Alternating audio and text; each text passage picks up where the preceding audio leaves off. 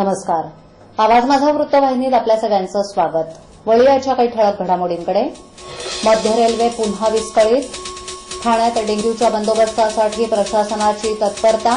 10 महिन्यात 9 जणांचा मृत्यू, 3 महिला 6 पुरुषांचा समावेश. आणि अन्यथा रेल्वे रूळ उखडून टाकू, आमदार जितेंद्र आव्हाड. ठाणे आणि कल्याण स्थानकात झालेल्या किरकोळ तांत्रिक बिघाडामुळे काल संध्याकाळी रेल्वे प्रवाशांचे अतोनात हाल झाले. ठाणे स्टेशनवर पेंटाग्राफ जवळ लहानसा स्पार्क या गोंधळाचं कारण झाल्याचं रेल्वेनं सांगितलं. अंबरनाथहून सीएसटीकडे निघालेली लोकल 6:23 ठाण्यात दाखल होत असतानाच पेंटाग्राफ जवळ स्पार्क झाल्यानं ठिणग्या उडाल्या. त्यामुळे प्रवाशांमध्ये घबराट निर्माण झाली.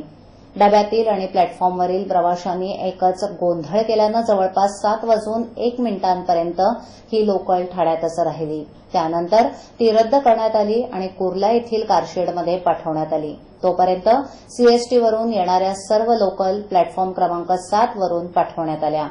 या गोंधळामुळे सीएसटीवरून येणाऱ्या सर्व लोकल 15 ते 20 मिनिटं उशिरानं धावत होत्या.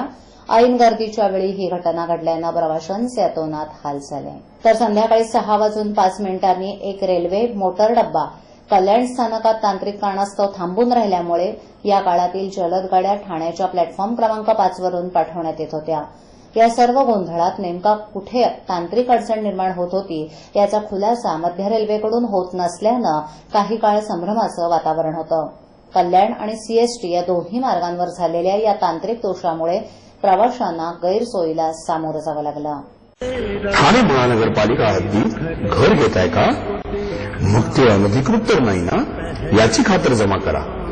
अनधिकृत घर घेणं हा विकणाऱ्यासोबत विकत घेणारा देखील तितकाच दोषी असतो. तेव्हा घराची डोळस खरेदी करा.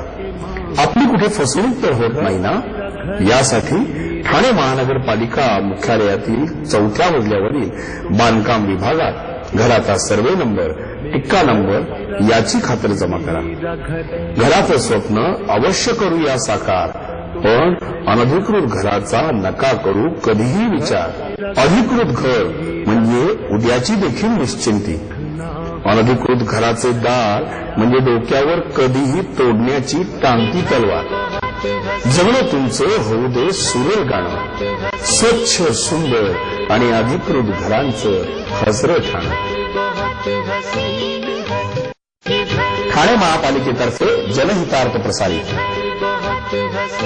ठाणे शहरात डेंग्यूनं पाय पसरलेत. मात्र प्रशासन नियोजनबद्ध कार्यक्रम तयार करून डेंग्यू आणि मलेरियाचा बंदोबस्त करण्याचा प्रयत्न करत आहे. दरम्यान रुग्णालयाच्या मिळालेल्या आकडेवारीनुसार जानेवारी 2014 ते ऑक्टोबर 2014 या 10 महिन्यांच्या कालावधीत 9 जणांचा डेंग्यू आणि मलेरियानं मृत्यू झाल्याचं चित्र स्पष्ट झालंय. यात 3 महिला आणि 6 पुरुषांचा समावेश आहे. जिल्हा सामान्य रुग्णालयातील रुग्णांच्या माहितीनुसार जानेवारी 2014 ते ऑक्टोबर 2014 या 10 महिन्यांच्या कालावधीत मलेरिया रोगाची लागण झालेल्या 7,789 रुग्णांची तपासणी करण्यात आली. यात 391 रुग्ण हे लागण झाल्याचे आढळले. 10 महिन्यात जिल्हा सामान्य रुग्णालयात डेंग्यूच्या करण्यात आलेल्या चाचणीत 12,308 रुग्णांच्या रक्ताचे नमुने तपासण्यात आले. यात 314 रुग्ण हे पॉझिटिव्ह आढळले. जानेवारी ते ऑक्टोबर या कालावधीत 726 रुग्णांचे रक्ताचे नमुने तपासले. यात 104 रुग्ण हे पॉझिटिव्ह आढळले. दरम्यान 10 महिन्यात 9 जणांचा मृत्यू झाला असून त्यापैकी एकाचा मृत्यू डेंग्यूनं तर एकाचा मलेरियानं आणि 7 जणांचा मृत्यू तापानं झाल्याचं रुग्णालय प्रशासनानं सांगितलं. दरम्यान रुग्णालय प्रशासन आणि पालिका प्रशासन हे डेंग्यूच्या प्रसाराला आळा घालण्यासाठी प्रयत्न करत आहेत. रुग्णालयात औषधांचा साठा मुबलक आहे, मात्र नागरिकांनी परिसर स्वच्छ ठेवणं गरजेचं असल्याचं मत डॉक्टरांनी व्यक्त केलंय. डासाच्या त्रासानं अनेक प्रकारचे ताप येतात. त्यात मलेरिया, टायफॉइड सारख्या तापांचा समावेश आहे. तसंच आता सध्या रुग्णालयात डेंग्यूचे पीडित 2 रुग्ण उपचार घेत आहेत, अशी माहिती जिल्हा सामान्य रुग्णालयाचे वरिष्ठ वैद्यकीय अधिकाऱ्यांनी दिली. तवा ते दिवा रेल्वे मार्गात वर्षभरात 300 जणांचा बळी गेल्यानं महिनाभरापूर्वी दिलेल्या तक्रारीची साधी दखलही रेल्वे अधिकारी घेत नसल्यानं संतापलेल्या कळवा-मोबऱ्याचे आमदार जितेंद्र आव्हाड यांनी महिन्यात निर्णय न देता रेल्वे रूळ उखडून फेकून देण्याचा इशारा रेल्वे प्रशासनाला दिलाय. तसंच रेल्वे स्टेशनकडे जाणारे रस्तेही बंद करणार असल्याचं म्हटलं असून या संदर्भात केंद्रीय रेल्वे मंत्री सुरेश प्रभू यांच्याशी चर्चा केली असल्याचा दावाही आव्हाड यांनी केला आहे. कळवा आणि दिवस स्थानकादरम्यान गेल्या काही महिन्यात तब्बल 300 जणांचा बळी गेल्यानं आव्हाड यांनी रेल्वेचे महाव्यवस्थापक सूद यांना निवेदन देऊन स्टेशन बाहेर रुग्णवाहिकांची संख्या वाढवा, दिवा जंक्शन असल्यानं इथे गाड्या सोडाव्यात, ठाणे डोंबिवली शटल सेवा लवकरात लवकर सुरू करावी अशा मागण्या महिनाभरापूर्वी केल्या होत्या. मात्र रेल्वेनं या निवेदनाला केराची टोपली दाखवल्यानं रेल्वे प्रशासन प्रवाशांच्या जीवावर उठल्याचा आरोप आव्हाड यांनी केला आहे. या भागातील लोकसंख्या वाढत असतानाही प्रशासन गांभीर्यानं घेत नसल्यानं या अधिकाऱ्यांवर सदोष मनुष्यवधाचा गुन्हा का दाखल करू नये असा सवालही त्यांनी केला आहे. तेव्हा येत्या एका महिन्यात रेल्वेच्या अधिकाऱ्यांनी प्रतिसाद दिला नाही तर स्टेशनला जाणारे रस्ते खोडून रेल्वे रूळ उखडून टाकण्याचा इशारा आव्हाड यांनी दिला आहे. बाबा उद्या फी भरावीच लागणार. पैसे पाठवू कसे? सोपं आहे. टीजीएसबी मध्ये खातं आहे? हो आहे. गुड. एटीएम कार्ड आहे? मग पैसे इथल्या शाखेत टाका आणि त्यांना कुठल्याही एटीएम मधनं काढायला सांगा. बँक नेटवर्कच्या कुठल्याही एटीएम मध्ये तुम्ही टीजेएसबीचे एटीएम कार्ड वापरू शकता. बाबा पैसे मिळाले. आता बँकिंग इज नो टेन्शन यार. इमारतीवरील काही मजले बेकायदा असले तरी संपूर्ण इमारत अनधिकृत न ठरवता पालिकेच्या मंजूर आराखड्याप्रमाणे बांधलेल्या मजल्यांना ओसी देण्याचा महत्वपूर्ण निर्णय ठाणे महापालिकेनं घेतला असला तरी प्रशासकीय अधिकाऱ्यांनी त्यात अनंत अडथळे उभे केल्यामुळे ओसी मिळवताना ठाणेकरांची कोंडी होत होती. मात्र हे सारे अडथळे दूर करण्याचे आदेश पालिका आयुक्त असीम गुप्ता यांनी दिलेत. त्यामुळे आता तरी ओसीची वाट सुकर होईल अशी आशा निर्माण झाली आहे. मंजूर आराखड्याप्रमाणे उभे राहिलेले मजले तसंच व्यक्तिगत फ्लॅटधारकालाही ओसीसाठी अर्ज करण्याची मुभा पालिका आयुक्त असीम गुप्ता यांनी या अभय योजनेत देऊ केली होती. मात्र त्यासाठी आलेल्या अर्जांचा निपटारा करण्याचं काम शहर विकास विभागातल्या एकाच अधिकाऱ्याकडे देण्यात आलं होतं. तसंच ओसीसाठी अर्ज केलेल्या सोसायटीकडे पाणी आणि मलनिस्सारण व्यवस्था आणि फायर सेफ्टीची यंत्रणा चोख असल्याची एनओसी त्या विभागाकडून बंधनकारक करण्यात आली होती. मात्र या विभागातल्या अधिकाऱ्यांनी नव्या निकषांनुसारच एनओसी दिली जाईल असा पवित्रा घेतला होता. फायर सेफ्टीसाठी इमारतीखाली पाण्याची टाकी, रेन वॉटर हार्वेस्टिंग योजना अशा अटी घातल्या जात होत्या. अनेक सोसायट्या 10 ते 20 वर्षांपूर्वी उभारण्यात आल्या असून त्यावेळी हे नव्हते. तसंच ही योजना 2008 पूर्वीच्याच इमारतींना लागू आहे. विद्यमान परिस्थितीत त्यांना या निकषांची पूर्तता करणं शक्य नाही. त्यामुळे पालिकेच्या योजनेला पुरेसा प्रतिसाद मिळत नव्हता आणि ठाणेकरांचाही भ्रमनिरास झाला होता. परंतु याबाबतची माहिती मिळाल्यावर या ओसी योजनेला बसलेली लाल फितीची गाठ आयुक्तांनी सोडवली आहे. गेल्या 5 वर्षांपासून जर इमारतीत रहिवाशांचं वास्तव्य आहे त्यांना मल आणि जलनिस्सारणाच्या एनओसीची सक्ती करू नये.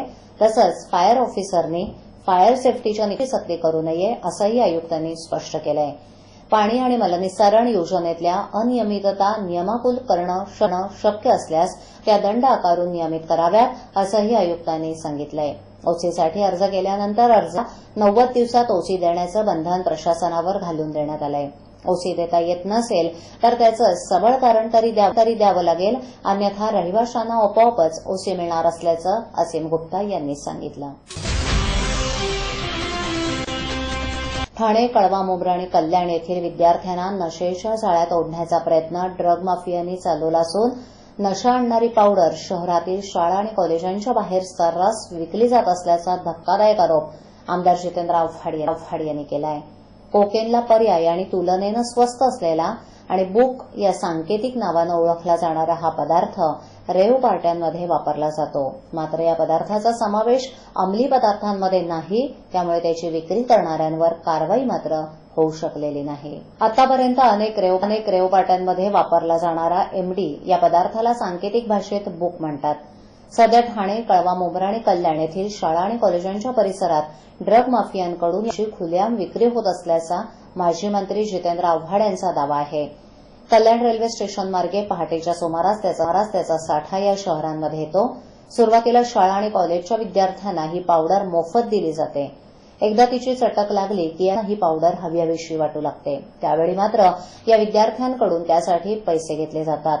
वाढत्या मागणीमुळे 1 मिलीग्रॅम पावडरची किंमत 600 रुपयांवरून थेट 1,500 रुपयांवर गेल्याचं त्यांनी सांगितलं. वास्तविक या पदार्थांची विक्री करणाऱ्यांना तितकीच अवघ्या 60 रुपयांमध्ये मिळते. मुंब्र्यात गेल्या काही दिवसात काही शाळांबाहेर या पदार्थांची विक्री होत असताना धाड टाकून आमदार जितेंद्र आव्हाड यांनी 5 विक्रेत्यांना पकडून दिलं. मात्र या पदार्थांची अंमली पदार्थ अशी नोंदच नसल्यानं पोलिसांनी ही कारवाई करण्यास असमर्थता दर्शवल्याचं त्यांनी सांगितलं. त्यामुळे तातडीनं त्याचा समावेश अंमली पदार्थांमध्ये करावा अशी मागणी त्यांनी राज्य सरकारकडे केली आहे. आजच्या ठळक घडामोडी शेवटी पुन्हा एकदा मध्य रेल्वे पुन्हा विस्कळीत. ठाण्यात डेंग्यूच्या बंदोबस्तासाठी प्रशासनाची तत्परता. 10 महिन्यात 9 जणांचा मृत्यू, 3 महिला 6 पुरुषांचा समावेश. आणि अन्यथा रेल्वे रूळ उखडून टाकू, आमदार जितेंद्र आव्हाड. आपल्या विभागातील काही सूचना अथवा समस्या असल्यास त्या आमच्यापर्यंत जरूर पोहोचवा. आम्ही तुमचा आवाज नागरिकांपर्यंत नक्की पोहोचवू. आम्हाला संपर्क करण्यासाठी आमचा पत्ता आवाज माझा 103 सैलेख आदर्शनगर समोर कोलबाड रोड ठाणे पश्चिम. आमचा दूरध्वनी क्रमांक 9774033326. आमचा ईमेल आयडी awazmaza.tvnews@gmail.com. आवाज माझावरील एखादी बातमी पाहिजे राहून गेली असल्यास युट्यूबवरही ती तुम्ही पाहू शकता. तर मग उद्या पुन्हा भेटू याच वेळी याच ठिकाणी काही नवीन घडामोडींसह आवाज माझा वृत्तवाहिनीत. तोपर्यंत नमस्कार.